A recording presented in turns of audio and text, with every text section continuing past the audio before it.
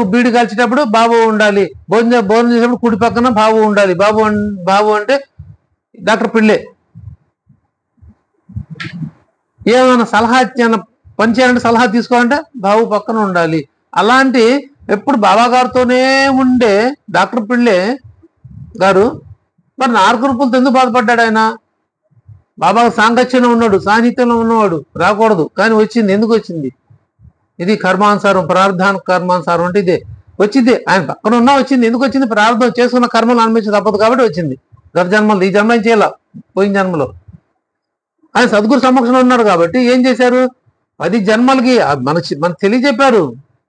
అక్కడ లోతుగా ఆలోచిస్తే బాబాగారి తత్వాన్ని, బాబాగారి మాటలు అర్థాన్ని అధ్యయనం చేస్తే మనకు అర్థమవుతుంది. అందుకు సత్యత అధ్యయనం చేయాలి, చదివితే ఏం రాదు.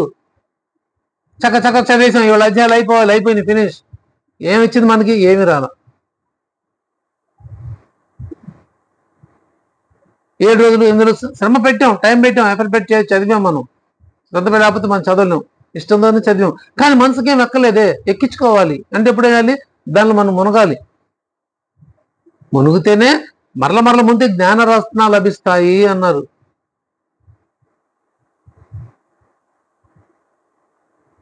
దానికి ఏం చేయాలి? గురు కథాశ్రవణం అనే సత్సంగంలో పాల్గొనాలి. అప్పుడు మాత్రమే మనకు అర్థం అవుతుంది బాబాగారి తత్వం. అప్పుడు మాత్రం మనం అధ్యయనం చేయగలుగుతాం. 10 జన్మల వరకు పంచమను, ఈ బాధనే భరించలేకపోతున్నాను, దీన్ని 10 జన్మలు పంచమను అయ్యా అని చెప్పి కబురు పంపిస్తాడు ఒక భక్తుడు. ఎవరా భక్తుడి పేరు? బాబా దగ్గర కబురు తీసుకెళ్తాడు. బాబా పిల్లే ఇట్లా అంటున్నాడు, 10 జన్మల దాకా 10 జన్మలు పంచమంటున్నాడు బాబా, అతను భరించలేని అంటున్నాడు.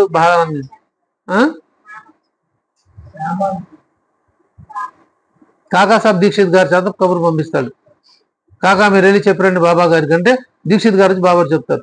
అప్పుడు బాబా చెప్తారు, 10 జన్మల దాకేందుకు, 10 రోజులు తొలగించేద్దాం, ఎవరి పైన భుజం పైన వేసుకుని తీసుకుని రండి అని అన్నారు. అలా నన్ను తీసుకుని వచ్చారు. 10 జన్మల్లో ఉంది, ఇంకా 10 జన్మలకు అతను చేసుకున్న ప్రారంభం అంత ఉంది. ఆ కర్మని 10 జన్మల దాకేందుకురా, నువ్వు నా సమక్షంలో కూర్చుంటే, అంటే సద్గురువుని నేను ఉండంగా నువ్వు నా సమక్షంలో కూర్చుంటే నేను తీసే సమర్థుడిని నేనున్నప్పుడు నువ్వు 10 జన్మల దాకా ఎందుకు బాధపడాలి రా, 10 రోజులు తీసేస్తా అని చెప్పి ఆయన సమక్షంలో కూర్చోబెట్టి 10 రోజులు తొలగించేశారు. అబ్దుల్ వచ్చి కాలుతో తొక్కడం, ఆ నార కురుపు మీద ఆ కురుపు నుంచి పురుగులు బయటకు రావటం, సంతోషం, ఆనందం, బాధ అన్ని కలిసి వచ్చినాయి ఆయనకి, పిళ్ళ గారికి. ఆ తర్వాత 10 రోజుల్లో ఊదీ లేపనం, ఊదీ సేవనం ద్వారా మొత్తం క్లియర్ అయిపోయిందని రాస్తారు. 10 రోజులు అసలు ఆనందం కూడా కనిపించలేదంట. ఇంకా అనుభవించాల్సిన జన్మని 10 జన్మగా 10 రోజులు ఎవరు తీశారు? సద్గురువు ఒక్కడు మాత్రమే తీస్తారు. భగవంతుడు కర్మను అనుభవింపజేస్తాడు, అనుభవించడాన్ని వదిలేస్తాడు. సద్గురువు మనం అలా వదలరు. మళ్ళీ భగవంతుడు సద్గురు వేరు కాదు, కానీ ఆ రూపాన్ని బట్టి వారిచ్చే అనుగ్రహం ఉంటుంది. సద్గురు ఏం చేస్తాడు? మన కర్మను మోస్తారు, తీసేస్తారు, తొలగిస్తారు, ఏమైనా చేయగలరు. ఇప్పుడు ఆ సమక్షంలో కూర్చోబెట్టుకుని 10 జన్మలు పంపించాల్సిన కర్మ ఉంది పిళ్ళ గారికి. దాన్ని ఆయన అంటుపెట్టుకొని ఉండటం వల్ల, బాబా సాంగత్యం ఉండటం వల్ల 10 రోజులు తొలగించారు. ఇది సద్గురు సాంగత్యం. కలిసి పంచుకుందాం అన్నారు. చూడమ్మా మీ కర్మని ఇలా అనిపించవలసి వస్తుంది అని చెప్పి ఆ దాదాసాబ్ కబర్దే గారు అబ్బాయి లేక్ గడ్డలు వస్తే జ్వరంతో ఆ గడ్డని బాబా ఆపాదించుకుంటారు. ఇదిగో చూడు మీ కర్మని అనుభవించాలని కఫనెత్తి చూపిస్తారు. ఆ అబ్బాయి జ్వరం తగ్గిపోయి ఆ గడ్డలు బాబా గారికి వస్తుంది. ఆ పిల్లగడ్డలు బాబా గారు తీసుకుని అబ్బాయిని ఇది పంచుకోవటం తీసుకుంటారు, తొలగిస్తారు. తొలగించినదే 10 జన్మలు దాకేందుకు, 10 రోజులు తీసేస్తాను రమ్మన్నారు, అయిపోయింది, తీసేశారు డాక్టర్ పిళ్ళ కర్మల్ని. మరి ఇది అప్పుడు భక్తులకి ఏమైనా సమవుతుందా? ఇప్పుడు కాదంటే ఇప్పుడు కూడా ఆ లీలలు జరుగుతూనే ఉన్నాయి. ఇప్పుడు కూడా బాబా గారు ఆ అనుభవాలు కలిగిస్తూనే ఉన్నారు. ఇప్పుడు ఎప్పుడు ఆయన చూపు ఎప్పుడు ఒకటే ఉంటుంది, సద్గురు చూపు ఎప్పుడు. వృక్షం ఫలాలన్నీ వస్తుంది, బాగా నిండా చెట్టు నిండా ఫలాలు ఉన్నాయి అనుకోండి, ఎవరైనా కోసుకోవచ్చు. ఎవరు వెళ్ళి ఎలాంటి కాయలు కోసుకుంటారో వాళ్ళకి అవి దొరుకుతాయి. పచ్చికాయలు కోసుకుంటారా, పిందెలు కోస్తారా, పండిన మామిడి పళ్ళు కోస్తారా, కోసి పండించుకోవడానికి వస్తారా, ఎవరు తీసుకుంటే వాళ్ళకి అవే వస్తాయి. కానీ అనుగ్రహం ఆ వృక్షం అందరికి ఒకేలాగా ఇస్తుంది. ఒకళ్ళకి ఒకటి ఇంకో రకంగా ఇవ్వదు. సద్గురువు కూడా ఎప్పుడు ఒకేలాగున్నారు, ఎప్పుడు ఒకే అనుగ్రహం చూపిస్తారు. అది మనం ఎంతవరకు అనుభవించి మనం ఆయన దగ్గర ఫలితం పొందుతున్నాం మన మీద ఆధారపడి ఉంటుంది అంతే. బాబాగారిని ఆశ్రయించి ముక్తిని పొందిన వాళ్ళు ఉన్నారు, ముక్తిని పొందని వాళ్ళు కూడా ఉన్నారు. ఈయన వచ్చాడు, మేఘశ్యాముడు వచ్చాడు. ఆయన నేపథ్యం లాంటిది ఎప్పుడు పంచాక్షర మాత్రం జపిస్తూ ఉండేవాడు అంట, అంతే. ఓ నమ శివాయ పంచాక్షర మాత్రాన్ని జపించేవాడు. ఒక్కసారి బాబాగారి దగ్గరికి వచ్చిన తర్వాత ఏమైపోయాడు, బాబాగారిలో శివదర్శనం అయిపోయిన తర్వాత ఆయన ఏం చేసుకున్నాడు, సాయి శంకర్ మొదలుపెట్టాడు. ఈ సాయి శంకర్ అనవర్థం ఘోషించాడు. అంటే ఎప్పుడు అదే నామస్మరణలో ఉండేవాడు. ఏమైపోయింది, అతని కర్మ బంధనం అంతా ఆ నామస్మరణతో బాబాగారు తొలగించేశారు. అతని భక్తి ఏంటి, ఒకచోటే ఉండేది. బాబాగారు తప్పితే ఇంకెవ్వరిని మిగతా దేవతను ఒప్పుకునేవాడు కాదు అని రాస్తారు ఆ అధ్యాయంలో, 23వ అధ్యాయంలో. బాబాగారు తప్పితే ఇంకెవరిని ఒప్పుకునేవాడు కాదు. అందుకే బాబాగారు అన్నాడు, ఇతను నా నిజమైన భక్తుడు. 11 నెలల పాటు బాబాగారికి హారతినిచ్చిన ధన్యభాగ్యుడు. ఒంటికాల మీద హారతి ఇచ్చేవాడు మేఘశ్యాముడు బాబాగారికి. ఫస్ట్ నా తాత్యాసాబ్ నోల్కర్ గారు ఇచ్చారు 9 నెలల పాటు. ఆయన తర్వాత 11 నెలలు ఇచ్చింది మేఘశ్యాముడు. ఆ తర్వాత 3.5 సంవత్సరాలు దాదాపు ఇచ్చింది బాబు సాహెబ్ జోగ్ గారు ఇచ్చారు. ఒకే దృష్టితో ఉండేవాడు ఆయన. ఇంకా ఏ దేవతను ఒప్పుకునేవాడు కాదు. మిగతా దేవి గుళ్ళకి వెళ్ళి బాబాగారు అనుమతితో పూజించి వచ్చినా సరే అతని స్థానం ఎప్పుడు బాబాగారి దగ్గరే ఉండేది. అందుకే బాబాగారు వీడు నా నిజమైన భక్తుడు, వీడు తిరిగి రాడు అన్నారు. మరి అందరూ ఉన్నారు, ఆ రోజు ఉన్న చాలా మంది ఇంకా ఎర్లీగా వచ్చిన వాళ్ళు ఉన్నారు, ఫస్ట్ నుంచి ఉన్నారు. మరి వాళ్ళందరూ బాబాగారు సర్టిఫికేట్ ఇవ్వలేదే. వీడు నిజమైన భక్తులు సర్టిఫికేట్ ఇవ్వలేదు, మేఘశ్యాముడికి మాత్రమే ఇచ్చారు. కాకా నిన్ను విమానం తీసుకెళ్తానని దీక్షిత్ గారికే ఇచ్చారు. మరి బాబాగారిని పరిచయం ప్రచారం చేయడంలో భాగస్వామ్యం వహించిన చందోర్కర్ గారికి కానీ దాసుగండ గారికి ఇచ్చిన ఆనవాళ్ళు ఎక్కడా లేవు సచరిత ఆధారంగా. మనం ఎందుకు ప్రయోజనం పొందలేకపోయారు, ఈయన మాత్రం ఎందుకు పొందారు? ఇదే పాయింట్ వ్యూ. ఈ పాయింట్ ఆఫ్ వ్యూలో మనం ఆలోచన చేయాలి, అధ్యయనం చేయాలి. మైంతాయికి ప్రసవేదన వచ్చింది చంద్రకర్ గారు అమ్మాయికి. అమ్మాయి ఏమని ప్రార్థించింది, బాబా గారిని ప్రార్థించింది, బాబా అని. ఈ చంద్రకర్ గారు ఏం చేస్తా కూర్చున్నాడు, బాబా గారిని మర్చిపోయి, బాబాను ప్రార్థించడం మర్చిపోయి ఏం చేశాడు, నవచండీ హోమమును దుర్గాస్థపతి పారాయణం చేస్తా కూర్చున్నాడు ఆయన. చూడండి ఎంత తేడా ఉందో. మళ్ళీ ఆయన కూతురు పరిచయం చేసింది ఎవరు, బాబా గారిని? ఈయనే చంద్రకర్ గారే పరిచయం చేసిన. ఆయన బాబా గారిని మర్చిపోయాడు, లేదు బాబా గారిని మరి ఎందుకు ఆయన స్మరించలేదు, అవి వదిలేసి ఆయన సహజంగా ఆయన బ్రాహ్మణ కాబట్టి ఆయన మనసు అటువైపు అట్రాక్ట్ అయింది. ఆ హోమాలు చేస్తే అవుతుంది, పారాయణ ఆ దుర్గాస్థపతి పారాయణం చేస్తే బాగుంటుంది అనే భావంలో ఉండి ఆయన చేస్తా కూర్చున్నాడు. కానీ కూతురు మాత్రం బాబా గారిని మాత్రమే స్మరిస్తుంది. ఇప్పుడు ఎవరు ప్రార్థన ఉన్నారు, బాబా గారు? చంద్రకర్ గారు కూతురు మైనతాయి ప్రార్థన బాబా గారు విన్నారు. ఎన్ని అదిగో అప్పటికప్పుడు అబ్బాయిని పంపించారు. ఎవరు? గోసావి బాపుగిరి గోసావిని బాల్భవన కాదు బాపుగిరి పంపించారు. అప్పటికప్పుడు ప్రేరణ కలిగింది ఆయనకి. గుర్రానికి మేత వేస్తుంటే అప్పటికప్పుడు ఎందుకు మా ఊరు వెళ్ళాలి కాండేషన్ అనిపించింది, అంతే. ఎంబడి వచ్చాడు బాబా గారు, అడిగాడు. బాబా గారు వెళ్ళిరా అన్నారు. మార్గ మధ్యంలో చంద్రకర్ ఇంటి దిగి క్షేమ సమాచారాలు కొనుక్కుని ఇది ఊది ప్రసాదం, ఈ అర్కడ్ రాసిన హారతి తీసుకుని వెళ్ళి ఇవ్వు అని చెప్పి శ్యామ చెప్తారు. శ్యామ అర్కడ్ రాసిన హారతి రాసి ఇవ్వరా అని. అప్పుడు ఆ 2 తీసుకుని ఆయన వెళ్తాడు. మనం అదే డబ్బులే 2 రూపాయలు ఉన్నాయే ఎట సరిపోతాయి అనుకుంటాడు ఆయన.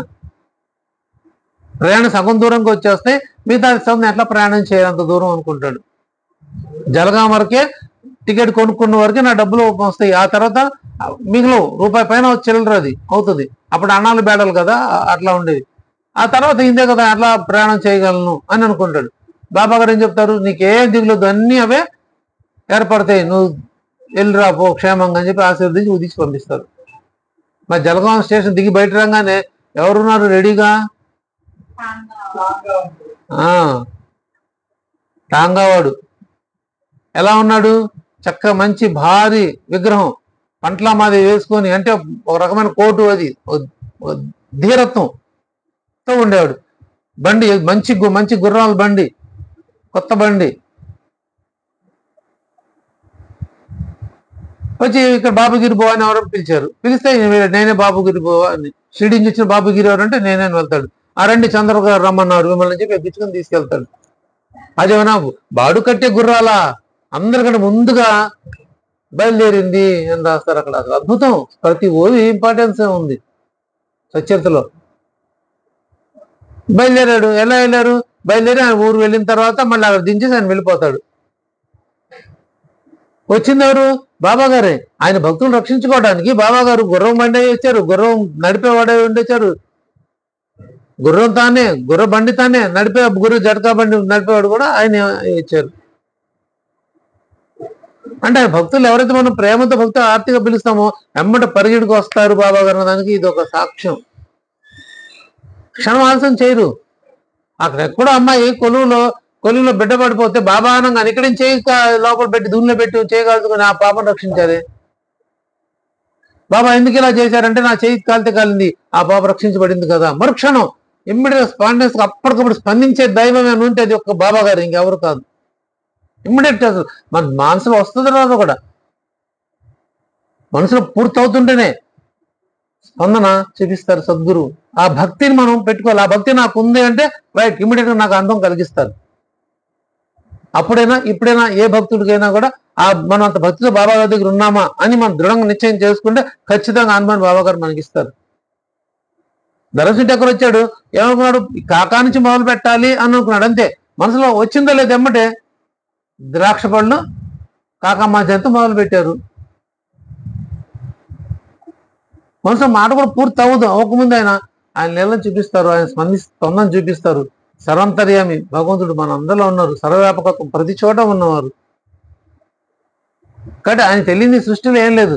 ఫలితం ఎలా పొందుతాం అంటే మన కర్మానుసారం మనం కర్మ అనుభవించాలి.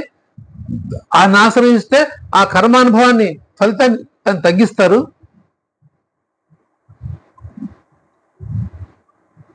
మనం మోయగలిగినప్పుడే మన చేత మోగిస్తారు.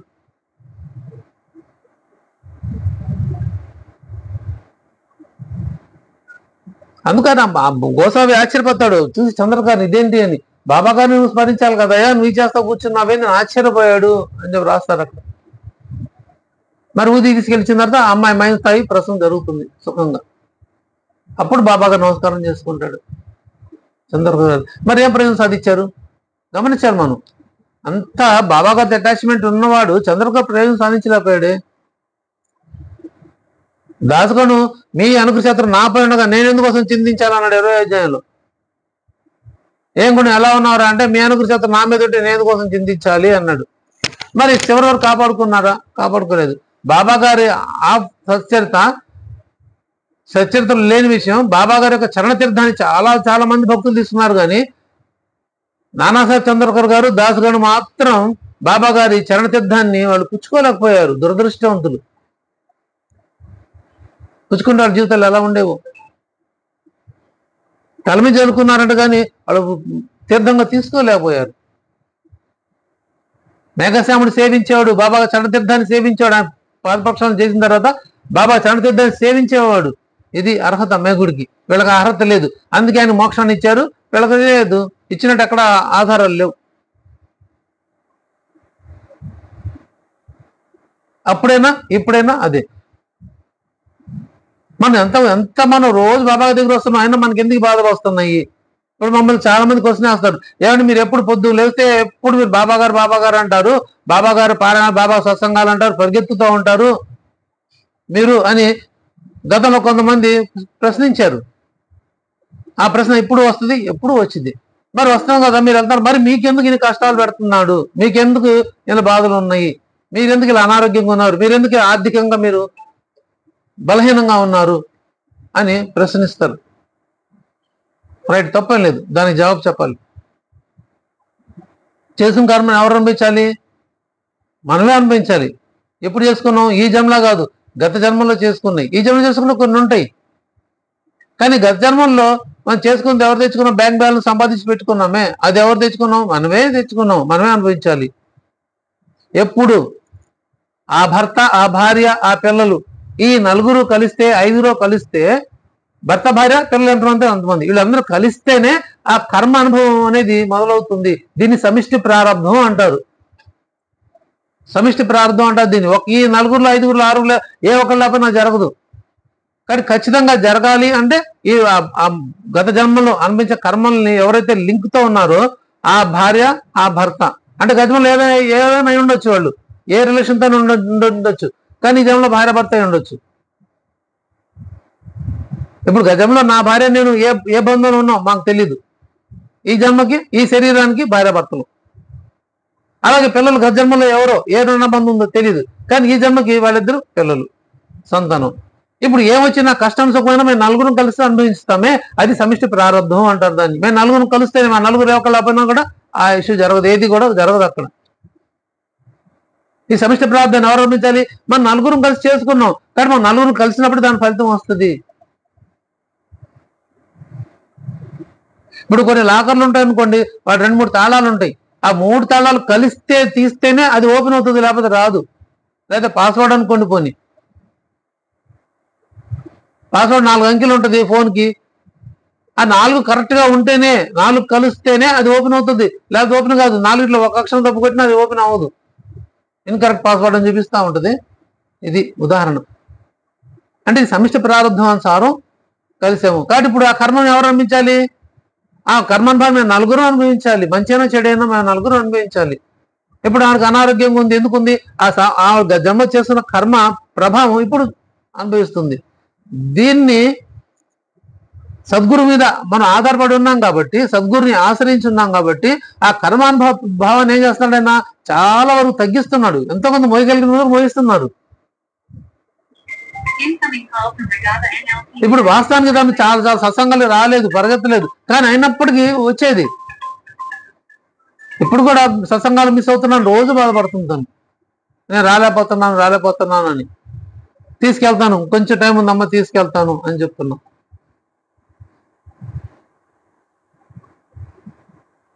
ఇప్పుడు ఎంతో కర్మానుభవాన్ని ఎవరు తీశారు? సద్గురు. ఆయన భారాన్ని తగ్గిస్తారు, మన బరువును ఆయన తీసేస్తాడు.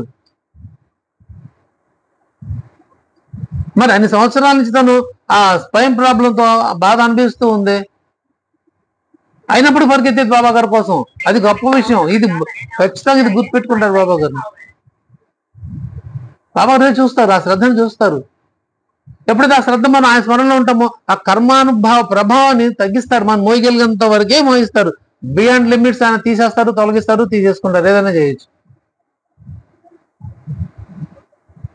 దానికి మనం కండిషన్ ఆయన స్మరణలో ఉండాలి. నెక్స్ట్, మీరు ఆర్థికంగా వీక్ ఉన్నారు కదా, మీరు ఎప్పుడు బలహీనంగా ఉన్నారు కదా ఆర్థికంగా. వాస్తవమే, ఏ రోజు కూడా 5,000 కూడా బ్యాంక్ బ్యాలెన్స్ ఉండదు. ఒక 5,000 కావాలంటే ఎవరన్నా అప్పడుకునే పరిస్థితే. కానీ ఏ రోజు కూడా ఆయన చేయి చాచనం లేదు. అలా అని వేరే వేరే మార్గాల్లో డబ్బు సంపాదించే యోచన కూడా ఆయన చేయనివాడు. ధనం పట్ల ఆపేక్ష లేదు, అంతే. నా భక్తుల్ని ధనం ఆకర్షించదు, నా భక్తులు ధన ప్రలోభంలో పడనివ్వను అన్నారు బాబా గారు మహాసభతి గారి విషయంలో ఆ హంసరాజు చెప్తున్నప్పుడు. వాస్తవం, ఆయన పరిపూర్ణంగా మనం ఆయన్ని మాత్రమే కోరుకున్న వాళ్ళ జీవితాల్లో ఇలానే ఉంటాయి, మాలాగానే ఉంటాయి.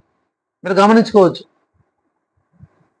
అలానే కింద పడేరు, అలాని పైకి వెళ్ళేది ఉండదు, బ్యాలెన్స్ చేసుకుంటూ వెళ్తారు, అంతే. ఎక్కడికక్కడ ఆయన ఆదుకుంటాడు.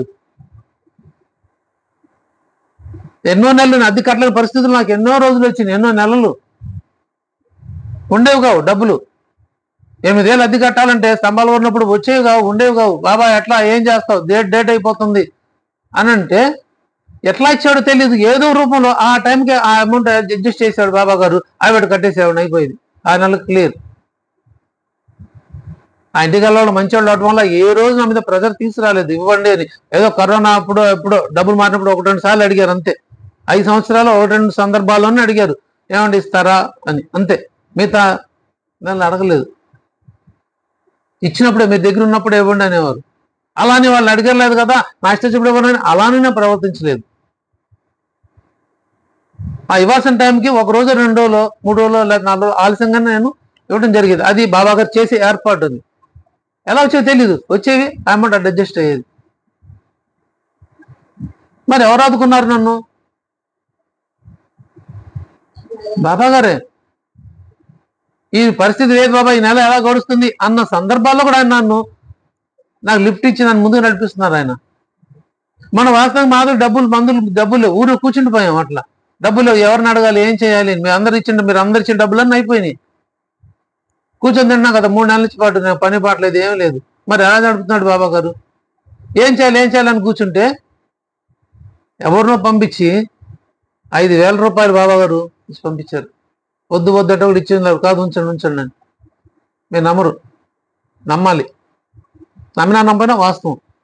ఆ 5,000 పెట్టి మందులు తీసుకొచ్చాను నేను. అయిన వాళ్ళు చాలా మంది ఉన్నారు, అడిగిన ఎవరు ఈ రోజు కూడా మీ ఎలా ఉన్నామమ్మా అని అడిగిన వాళ్ళు దిక్కులేరు, సొంత వాళ్లే. మరి నన్ను ఎవరు ఆదుకున్నారు? అదిగో బాబా గారు నాశించి బాబా గారి బంధువులు, మనందరం, మన సత్సంగ కుటుంబం. నేను ధైర్యంగా చెప్తా, గర్వంగా చెప్తా, నేను మొహమాటం ఏం లేదు. అయిన వాళ్ళే 10 రూపాయలు ఇవ్వడానికి, ఇలా 1000 రూపాయలు ఇవ్వడానికి 100 సార్లు ఆలోచిస్తారే. మరి ఏ సంబంధం ఉందని? కేవలం బాబాగా సంబంధం ఉన్న వాళ్ళే అది మీకు ఎంత కావాలంటే అంత అమౌంట్ తీసుకెళ్ళండి అని చెప్పి తెచ్చి హాస్పిటల్ తెచ్చి తీసుకెళ్ళి ఉన్నారు మహాతల్లు వాళ్ళ బాబా గారు. వాళ్ళందరినీ చక్కగా కళ్ళ చూడాలి. మీరందరూ ఆదుకున్నారు, చెడకుండా అందరూ ఇచ్చేయలేదు, ఎవరికి వచ్చింది వాళ్ళు. ఇదే ఆయన చేసే అనుగ్రహం, చూపించే అనుగ్రహం ఇదే, ఇంతకు మించి వేరేం లేదు. జేబులో రూపాయలు లేకుండా హాస్పిటల్కి వెళ్తే మరి ఆయన లక్షల రూపాయలు ఆయన ఎలా అరేంజ్ చేశాడు? తలపట్టు కూర్చున్నా ఏం చేయాలి అని. నువ్వు కదలా చేసేది, ఏం చేశాను నేనే చేయాలన్నారు. అప్పటికప్పుడు ఆయన వరుసనే స్ఫురణకి ఇప్పించి, అదిగో ఆ వెంకట్రావు గారి సహాయంతో ఆ ఇన్సూరెన్స్ డబ్బులు రావటం, మెడిక్లెయిమ్ రావటం, ఆ 3.5 లక్షలు, ఆ మిగతా డబ్బులు ఖర్చులకి మీరు అందరూ తలా 5,000, 10,000 ఇచ్చిన వాళ్ళు, 50,000 ఇచ్చిన వాళ్ళు, 1,00,000 రూపాయలు తీసుకొచ్చిన వాళ్ళు, ఉంచండి తర్వాత ఉన్నప్పుడు ఇవ్వండి అని ఎవరిస్తారు ఈ రోజుల్లో? ఎవరెవరు? కానీ ఇచ్చారు, తీసుకొచ్చారు. ఇది కేవలం బాబా గారి బంధుత్వం మాత్రమే, బాబా గారితో రిలేషన్ మాత్రమే. ఇది అనుభవం పొందటం అంటే. ఇంకో భక్తుల దగ్గర ఉంటాం నాకు తెలియదు, కానీ బాబా గారి దగ్గర మాత్రం కేవలం అందుకొని నించోబెడతారు. ఇప్పుడు ప్రార్థిస్తున్న మా గురించి ప్రార్థించే వాళ్ళు కూడా నా సొంత వాళ్ళు కాదు, నా రక్త సంబంధికులు కాదు, నా తోబుట్టు వాళ్ళు కాదు, కేవలం బాబా గారు భక్తులే, మా కుటుంబ సభ్యులు, మా సత్సంగ కుటుంబమే ప్రార్థిస్తున్నారు. మొన్న ఒక అతను ఫోన్ చేశారు, ఇట్లా ఉందండి నా పరిస్థితి అంటే, అవి బాధపడకుండా నేను ప్రార్థన చేస్తాను బాబా గారిని అని చెప్పాను అన్నాడు ఆయన. చాలా మంది ఉన్నారు, మా అబ్బాయి కోసం ఉద్యోగం రావాలని ప్రార్థన చేసేవాళ్ళు ఉన్నారు, మా ఆర్థిక ఇబ్బంది తొలగాలని, మాదిక ఆరోగ్యం బాగుండాలని ఇప్పటికి స్టిల్ ఈ రోజుకి ఈ క్షణంగా ప్రార్థించే వాళ్ళు చాలా మంది ఉన్నారు. మా సార్ వాళ్ళు శివకుమార్ గారు, ఇంకా ఉన్నారు, చాలా మంది ఉన్నారు ప్రార్థించేవాళ్ళు బాగుండాలి అని. మా నిర్మల అక్కయ్య గారు వాళ్ళు కొన్ని సంవత్సరాల నుంచి వాళ్ళు మా గురించి ప్రార్థన చేస్తున్నారు. వాళ్ళు రుణం ఏం తీర్చుకోను, రుణం అనుకోను, రుణం కూడా కాదు, ప్రేమ, బాగుండాలని సత్సంకల్పం. ఇదంతా ఎట్లా వచ్చింది? కేవలం బాబా గారి ద్వారా మాత్రమే సంక్రమించింది. బాబా గారు మాత్రం చేసిన ఏర్పాటు ఇది, అంతే. ఇంకా ఇన్ని అనుభవాలను బాబా గారు పొందారు, ఇంకెక్కడికి వెళ్తాను? ఇంకెక్కడ వెళ్ళిన ప్రయోజనం ఉండదు. అప్పుడైనా ఆ భక్తులకైనా ఇప్పుడు ఈనాటి భక్తులకైనా ఫలితం ఒకటే. ఎవరు ఎంత విశ్వాసం పెడితే అలాంటి అనుభూతిని లేదా అనుభవాన్ని కలిగిస్తారు బాబా గారు, ప్రయోజనం కలిగిస్తారు. ఆయన పరిపూర్ణ విశ్వసించినప్పుడే మనం ఫలితం పొందుతాము. మేము అనిపించినప్పుడు ఎందుకు కన్మలు అనుభవిస్తాం. మరి శ్యామ పాము కాటు ఎందుకు వేసింది? లేస్తే కూర్చుంటే బాబా అనేవాడు శ్యామ మా శ్యామ అన్న బాబా గారు మళ్ళీ పాము కాటు ఎందుకు ఆటయించారు? ఇది కర్మ శత్రుత్వ రుణానుబంధం గత జన్మది, అది ఇప్పుడు తీర్చాడు సద్గురు. ఆయన సమక్షంలో తీర్చి ఆయన ప్రాణభిక్ష పెట్టి ఆ రుణత్వాన్ని, శత్రు రుణాన్ని కట్టేశాడు బాబా గారు, అంతే. ఇది తొలగించడం అంటే. తొలగిపోతే ఏమవుతుంది? మళ్ళీ జన్మలు తీసుకోవాల్సి వచ్చింది శ్యామ. ఇప్పటికే 72 జన్మలు అయిపోయింది. 72 జన్మల సంబంధం రా నీది నాది, ఇది 73వ జన్మ. అది ఇది చాలా సెన్సిటివ్ పాయింట్, ఇది క్లారిటీ అర్థం చేసుకోవాలి. గత 70 జన్మించిన నువ్వు సంబంధం రా అన్నారు అంటే 70 జన్మలు ఆల్రెడీ అయిపోయినాయి, ఇప్పుడు తీసుకుని 73వ జన్మ ఇది, ఇప్పుడు మనం కలిసామని. మరి ఈ 70 జన్మలు ఎప్పుడుతో శత్రుత్వ రుణానుబంధం తెలియదు. ఆ పాము ఆ జీవుడు వచ్చాడు ఆ రూపంలో, ఆ జీవుడే ఆ చేసిన కర్మానుసారం వాడు పాము జీవుల్లో శరీరం ప్రవేశించాడు. ఆ జీవుడు వచ్చాడు, శ్యామ మీద పగ తీర్చుకున్నాడు, కోపంతో వెళ్ళిపోయాడు. ఇప్పుడు రక్షాల్సిన బాధ్యత అవుతుంది బాబా గారిది. మరి పాము వచ్చింది శ్యామానికి కాటేస్తుందని తెలియదా బాబా గారికి? ఖచ్చితంగా తెలుసు. కానీ ఎందుకు కాటించారు? శత్రు రుణబంధాన్ని కట్ చేశాడు ఆయన. లేకపోతే ఎప్పటికైనా తీరాల్సింది, మళ్ళీ ఎన్ని జన్మలు ఎత్తినా సరే ఆ రుణం తీరుతూనే ఉంటుంది. అందుకు రుణం హత్య శత్రుత్వం పాల్పడ్డామా కల్పాంతం వరకు కూడా అది తీరదు అన్నారు బాబా గారు. కల్పాంతం ఎన్ని సంవత్సరాలు? 32 అధ్యాయం వచ్చింది, చెప్పండి, చదివారు కదా.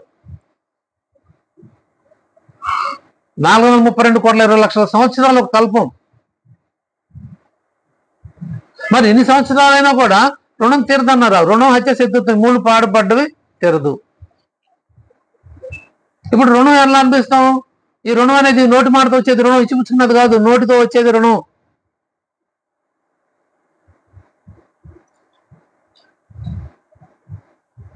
మరణ నాకు ప్రేమతో ఇచ్చింది, మా రత్నం ఆ ప్రేమతో కీర్తి క్యారెల్ పెట్టి చేసిన ప్రసాదం తీసుకెళ్ళని ఇస్తుంది. అది రుణం కింద రాదు. అది రుణం అనుకోండి, ప్రేమతో ఇస్తున్నాం. మనం ఇచ్చినా, నేను రత్నాకి ఇచ్చినా అరుణాకి ఇచ్చినా ప్రేమతో ఇచ్చేది, అక్కడ రుణాన్ని ఉంది కాదు. మరి రుణం అంటే ఏంది? నోటి మాటతో ఏర్పడేది రుణం. నేను వస్తాను, ఇస్తాను, చేస్తాను, చూస్తాను, ఇవి రుణాలు. అర్జెంట్ 100 రూపాయలు కావాలండి, ఇవ్వండి, రేపు పొద్దున్న ఇచ్చేస్తానండి అని తీసుకుంటాం.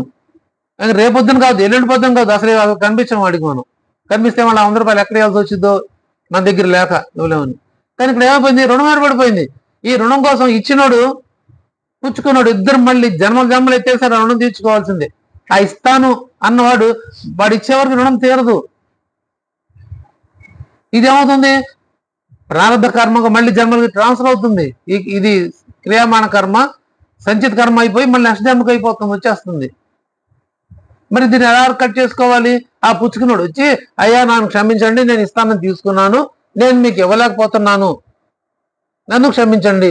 లేదా అనుకో, నేను అంత మీ దగ్గర 100 రూపాయలు తీసుకున్నాను, 50 రూపాయలు నా దగ్గర ఉన్నాయి, ఇంతటితో తీసుకోండి, లేదా 50 రూపాయలు తర్వాత ఇస్తాను, లేదా ఇంతటితో నన్ను క్షమించండి చెప్పి ఎప్పుడైతే మనం ఆయన క్షమాపణ కోరుకుంటామో, రుణముక్తులం అవుతామో చెప్పిన మాట నుండి, అప్పుడు ఆ రుణం కట్ అవుతుంది.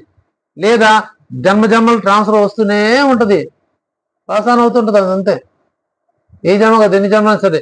ఉన్న జీవాలన్నీ 84 లక్షల జీవరాశులు. ఈ 84 లక్షల జీవరాశుల్లో ఉన్న కల్పం అంటే 432,20,00,000 సంవత్సరాల్లో ఎన్నిసార్లు చావాలి, ఎన్నిసార్లు పుట్టాలి, ఎన్నిసార్లు బతకాలి, మళ్ళీ ఎన్నిసార్లు రీసైకిల్ జరుగుతూ ఉంటుంది. ఇప్పుడు దాన్ని ఎట్లా కట్ చేసుకోవాలి? ఇవన్నీ కర్మల కింద వస్తూనే ఉంటాయి. అందుకే ఒకటి చూడండి, ఒకడు ఏం బాగా సంపాదిస్తాడు, వాడు ప్రాణం ఒప్పదు ఖర్చు పెట్టుకోవాలంటే, కానీ వాడి భార్య పిల్లలు వాడి సొంతోళ్ళు ఇచ్చినట్టు ఖర్చు పెడతా ఉంటారు. కారణం ఏంది? రుణానుబంధం. జన్మ వీడి సొమ్ము, వాళ్ళ సొమ్ము వీడు తిన్నాడు, ఇప్పుడు ఈ జన్మ ఏమవుతున్నాడు? వీడు గొడ్డి చాకరీ చేసి సంపాదించాడు పెడితే వాడు వచ్చి అనుభవిస్తున్నాడు, అంతే. రుణం తీసుకుంటున్నాడు. పులికి జరిగింది అదే. మళ్ళీ దీనికి సాక్ష్యం ఉంది, ప్రతి దానికి ప్రూఫ్ అనేది ఉంది సచ్చరిత ఆధారంగా. ఆ 30వ అధ్యాయంలో పెద్ద పులి వచ్చింది, ఏమైపోయింది? ఊరు తిరిగి ఒక పులి 4 పోషించింది. వీడెవడు గద్దంలో క్రూరుడు, వాడు క్రూర బుద్ధితో ఉన్నవాడు, వీళ్ళ బాకీలు తీసుకుని ఎగ్గొట్టాడు.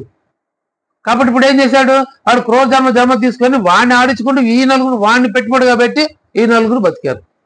ఇదే కర్మ సిద్ధాంతం. ఆ జన్మ తప్పించుకున్నాడు, ఈ జన్మ ఏమైపోయింది? వాళ్ళ బందీ అయి ఉండి వాళ్ళ 4 వాళ్ళకి సంపాదించి పెట్టాడు. అయినప్పటికీ ఇంకా 50 రూపాయలు బాకీ ఉందంట వాడికి. వాడు చేస్తున్న పుణ్యఫలం ఎలాంటిదో బాబా గారి సమక్షంలో, ఆ పులి క్రూర రూపం తీసుకున్న బాబా గారి సమక్షంలో వాడు శరీరాన్ని వదిలాడు. ఆ జీవుడు, ఆ పులిలో ఉన్న జీవుడు. అప్పటికి 50 రూపాయలు బాకీ ఉంటే ఆ 50 రూపాయలు బాకీ బాబా గారు తీర్చారు వాళ్ళకి. ఈ పులిని తీసుకెళ్లి తక్యాలు పూడ్చిపెట్టండి, మీ నుండి రుణముక్తి కలుగుతుంది, దానికి సద్గతి కలుగుతుంది అని చెప్పన్నారు బాబా గారు. అప్పుడు కానీ కలగల సద్గతి, లేకపోతే మళ్ళీ జన్మ ఎత్తాలి పులి, మళ్ళీ వీళ్ళు 4 ఎత్తాలి. కాబట్టి రుణం కట్ చేశాడు. ఇక్కడ ఆయన దగ్గరికి వచ్చింది కాబట్టి, ఆయన ఆశ్రయించారు కాబట్టి కట్ అయిపోయింది, ఫినిష్, వెళ్ళిపో, నేను ముక్తి ఇచ్చేశాను. ఎంత అదృష్టం! సద్గురుని ఆశ్రయిస్తే ఇలానే ఉంటుంది. మన బాధ్యతను తీసుకుంటారు, మన రుణముక్తులు చేస్తారు. ఆయన శ్యామ చేసింది అదే. మళ్ళీ జన్మలకు కారణం కాకుండా కట్టేశాడు, ఆ రుణముక్తి పొందాడు, బాబా గారి దగ్గర ప్రయోజనం పొందాడు, మళ్ళీ జన్మలకు కారణం కాలేదు. ఇంకా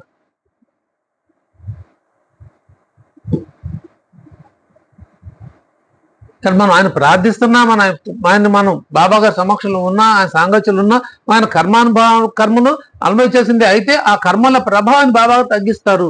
ఎంతో మోయాల్సింది తక్కువతో తీసేస్తారు. ఇది ఆయన మీద ఆధారపడితే అంతే ఉంటుంది.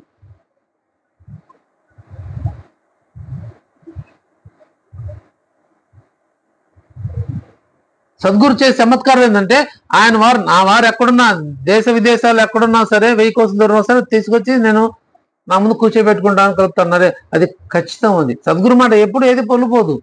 ఆయన బంధువులే, ఆయన ఎవరైతే ప్రేమిస్తారో, ఆయన భక్తిగా ఎవరైతే కొలుస్తున్నారో వాళ్ళని మాత్రం కలుపుతారు బాబా గారు. ఇది వాస్తవం. ఎవరిని కలపడు.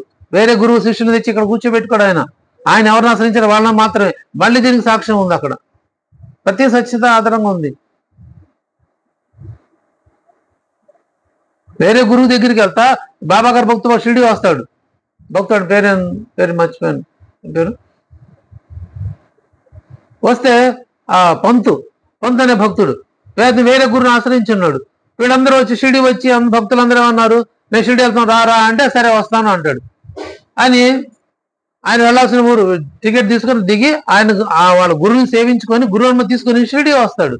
రాగానే వచ్చి మోర్చిపోయి పడిపోగానే కాసేపు జనం నీళ్ళు చల్లితే మొత్తం కాసేపు లేచి కూర్చుంటాడు. ఏంటంటే అప్పుడు చెబుతాడు బాబా గారు, మన ఎల్లప్పుడూ మన గురువు ఏంది, మనం స్థిరత్వం ఉంచుకోవాలి, నమ్మకం ఉంచుకోవాలి అని. అంటే అప్పుడు దానికి అర్థం అవుతుంది, ఓహో నేను ఆల్రెడీ ఆ గురువుని ఆశ్రయించినాను కాబట్టి నేను అక్కడే ఉండాలి. వీళ్ళందరూ బాబా గారిని ఆశ్రయించినారు కాబట్టి వాళ్ళు ఇక్కడికి వచ్చారు. బాబా గారు చేసేది ఆయన భక్తులు ఎవరైతే ఉన్నారో వాళ్ళ మాత్రం కలుపుతాడు, కానీ వాళ్ళని దూరంగానే పెడతాడు. మనం కలం, ఆయన వారమే అవుతాం. దాని సాక్ష్యం ఇదే. నువ్వు వేరే గురువుని ఆశ్రయించున్నావు కదా, నువ్వు అక్కడే ఉండు, నా దగ్గరికి ఎందుకు వచ్చావు? నువ్వు వాళ్ళ మాట వీళ్ళ మాట రావద్దు, నువ్వు అక్కడే ఉండు. వీళ్ళు నన్ను ఆశ్రయించున్నారు, నా దగ్గర వీళ్ళే ఉంటారు. కానీ మనం ఎవరిని సద్గురిని మనం ఎంత ఆశ్రయిస్తే భక్తితో అంత సత్ఫలితం మనం బాబా గారి దగ్గర పొందుతాం. మనం చేసిన కర్మానుభవానుసారంగా ఉంటుంది. ఆ కర్మ ప్రభావాన్ని బాబాగా తగ్గిస్తారు, అవలేలో తీసేస్తాడు ఆయన. మనం మోయాల్సిన భారాన్ని ఆయన మోస్తారు. ఇప్పుడు నా సంతోషానికి వస్తే నా కుటుంబ భారంతో బాబా గారు మోస్తున్నారు, నా అనారోగ్య బాధని బాబా గారు మోస్తున్నారు. ఇది వాస్తవం. ఆయన లేకపోతే సింగార్ కుటుంబం ఎలా ఉండేదో, ఎక్కడ ఉండేదో, ఏమైపోయేదో తెలియదు. ఆయన వాళ్ళందరూ కాని వాళ్ళకి వదిలేస్తే మరి ఎవరు పట్టుకున్నారు? అది ఆయన మాత్రమే. ఎవరు సహాయం చేస్తే ఎవరి ద్వారా చేస్తున్నారు? ఆయన భక్తుల ద్వారానే. ఇదే బాబా గారి దగ్గర అనుభవం పొందడం. అప్పుడైనా ఇప్పుడైనా ఎప్పుడైనా ఒకటే రూల్. మన భక్తి అనుసారంగా ఫలితాన్ని పొందుతాం బాబా గారి దగ్గర.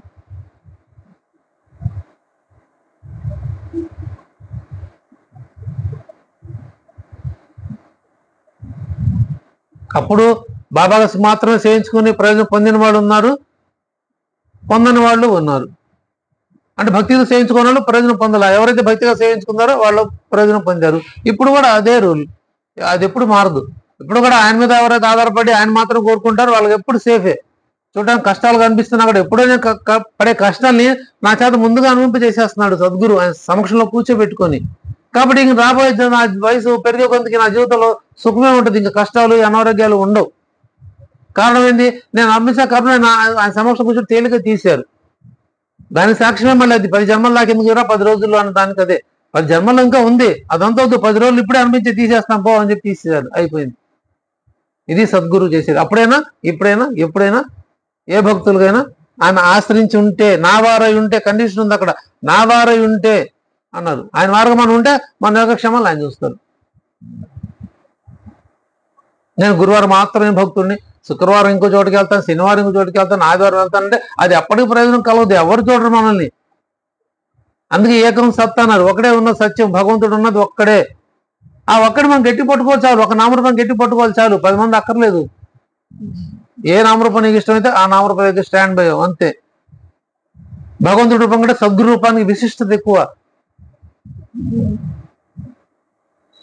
భగవంతుడు కోపం వస్తే రక్షించడానికి సద్గురువు ఉన్నారు, సద్గురు కోపం వస్తే రక్షించడం ఎవరు లేరు అని తెలుసుకోవాలి. 17వ అధ్యాయం చెబుతుంది మనం. కానీ ఆ సద్గురు మనం దృఢంగా పట్టుకుంటే మిగతా దేవి దేవతలందరూ మాయా, సద్గురు ఒకరే శాశ్వతమైన వారు. 15వ అధ్యాయం చెప్తుంది మనం. కానీ అలా శాశ్వతమైన సద్గురు మనం పట్టుకుంటే ఈ జన్మ కాదు, ఏ జన్మ అయినా, ఎన్ని జన్మలకైనా ఆయన మన తోడు ఉంటారు, ఆయన మనతోనే ఉంటారు, ఆయన అనుగ్రహంలో మనం ఉంటాం,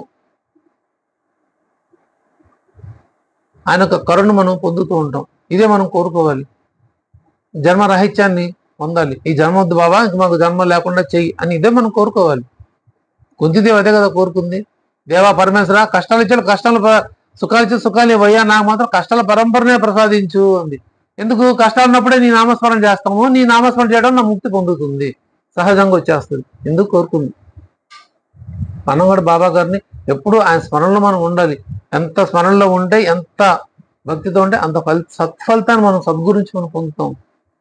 ఈ సప్తాహ పారాయణం చేసిన ప్రయోజనాన్ని మనం ఊరుకోకూడదు. స్కూల్కి వెళ్తున్నాము, చదువుకుంటున్నాము, పాస్ అయితేనే కదా నెక్స్ట్ క్లాస్కి వెళ్తాము. నెక్స్ట్ క్లాస్కి వెళ్ళాలి, పరీక్షలు పాస్ అవ్వాలంటే ఏం చేయాలి? శ్రద్ధ పెట్టి చదవాలి, రాయాలి, ఆ ప్రశ్నాపత్రాన్ని పూరించాలి. అప్పుడు కదా మనం నెక్స్ట్ మార్కులు తెచ్చుకునే ప్రమోట్ అవుతాం నెక్స్ట్ క్లాస్కి. ఆధ్యాత్మికత కూడా అంతే. చేసేసాం, రాసేసాం, చదివేసాం, పెట్టేసాం అంటే కుదరదు. ఓవిలు పెడుతున్నాం, ఓవిల్ని క్షుణ్ణంగా మన మనసుతో రాయాలి. ఆ రాసేటప్పుడు ఓవి పెట్టిన కారణం అందుకే. సాధన ఎందుకు ఓవి సాధన పెట్టింది? 11 ఓవిలు అంటే కనీసం 11 ఓవిలో 1, 2, 3, 4, 5 ఓవిలను మనసులోకి వెళ్తాయి ఉద్దేశంతో. ఆ 2, 3 ఓవిలు 5 ఓవిలు అంటే గబక పెట్టేస్తారు, అయిపోయింది, ఫినిష్. ఒక ఓవి కూడా ఎక్కదు.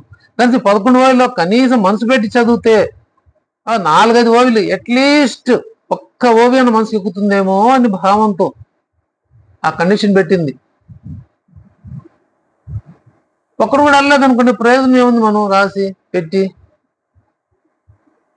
మనం 6 గంటలకి నియమం ఇంకా ప్రారంభించాలను. ఎంతమంది 6 గంటలకు ఖచ్చితంగా ప్రారంభించారు? 8 రోజులు ఎంతమంది పూరించారు? ఎవరికి మనసులు వాళ్ళకే తెలియాలి.